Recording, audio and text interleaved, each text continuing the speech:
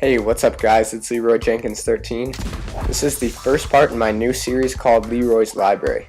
So if you didn't see the introduction video, what this series is I'm going to be taking all of my games that I own for the Xbox and Xbox 360, and I'm going to do pretty much a let's play of each one in alphabetical order. So the first game obviously here is Amped 3. So this is a really fun game. It's actually not mine, it's actually a friend of a friend's who lent it to me, and they just never ended up wanting it back. So also in this series what I'm going to be doing is kind of researching a little bit about the game, maybe find some statistics, reviews, some good stuff like that, and let you guys know what those things are, and then also my opinion of it. Almost like a review in some way. So this game, Amped 3, is a snowboarding game, and it's the third game in the Amped Sports series. It was made by 2K Sports and Indie Build. So this game is really nice. It has a 100 song soundtrack, and right there you are in the pink bunny costume. The goal of this game, essentially the plot, is you and your friends are saving up to go to a trip in Chile to ski and snowboard, and pretty much you guys are trying to make money, and finally when you do get enough money to go to Chile, someone accuses you of stealing some of their money, and so then while your friends go to Chile, you're stuck trying to make money, and then spoiler alert, this is nearing the end of the plot. You finally do get to go to Chile, and you find that your friends are all sponsored, and that one of them is actually in a band that has like some subliminal messages that they send out, and at the very end of the storyline, the game ends, because right at the end of the game there's a huge musical number, and then right after that an asteroid or a comet hits the earth, and it pretty much ends the world. So that's the gist of the story. If you could tell by that and by this pink bunny costume, this game is kind of ridiculous. It's like the Blitz of ski and snowboard games. Comparing Blitz to Madden. If you've never played Blitz, those games are fun too. Wow. But it's a lot of fun. So now I'll tell you a little bit about some of the things it's been recognized for. So like I said, it has a 300 song soundtrack, and it's actually a really good soundtrack. I liked it a lot.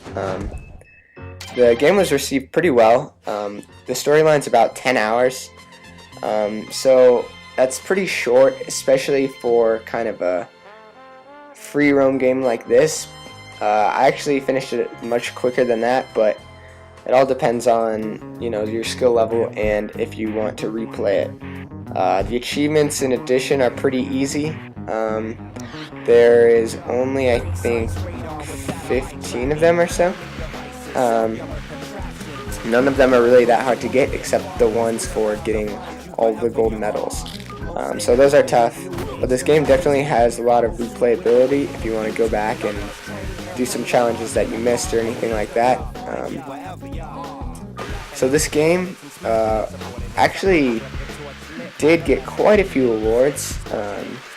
It got pretty good reviews, and critics said that the game's highly original art style made up for the occasionally repetitive gameplay. Sites gave some decent reviews. GameSpot gave the game a 7.6, which they classed as good. Game Rankings gave the game a 74%, and XPlay gave it a 4 out of 5. Game Informer gave it an 8.5 out of 10, and Official Xbox Magazine gave it an 8.0 out of 10. Also, like I was saying, it did win some awards in GameSpot's Best and Worst of 2005 awards. Amped 3 won Most Outrageous Game.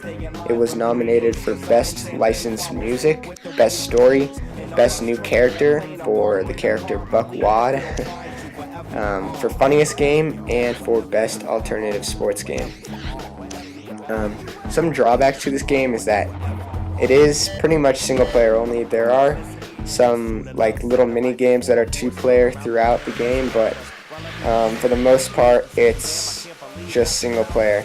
Also, there's no online play. There are online leaderboards where for each challenge there are leaderboards for like who has the highest score and all that kind of stuff, but there's really no interaction. So this really is a single player game, which I usually don't like, but this game was really fun. The one thing I like about this game a lot is that for a lot of single player games you have to really invest a lot of time and effort into it.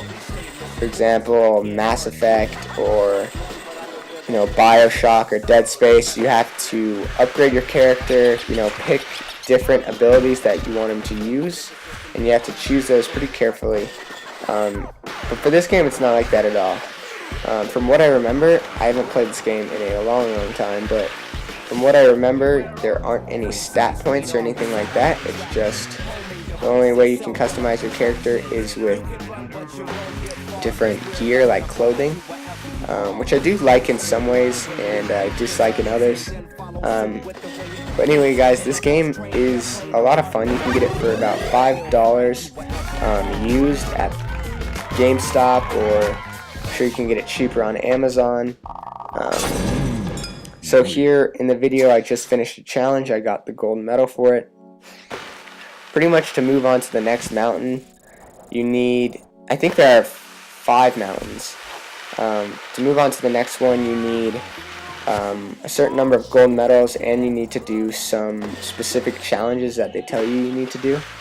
And then the other ones are optional, and I encourage you to try and do all of them if you do this game, because they are a lot of fun. Overall, I would probably give this game, I would say a 7 out of 10, just because it is only single player, and I really live for the multiplayer in gaming. But what I did like about this game a lot is, like I said, it doesn't take so much time and energy. You can kind of play it off and on, and it'll be fine, unlike some other games. And this game, it's really quirky and fun, and it's just pretty much a good time. So anyway, guys, I hope you enjoyed the video. The next one should be up soon. But anyway, guys, I will see you later. Thanks for watching. Bye.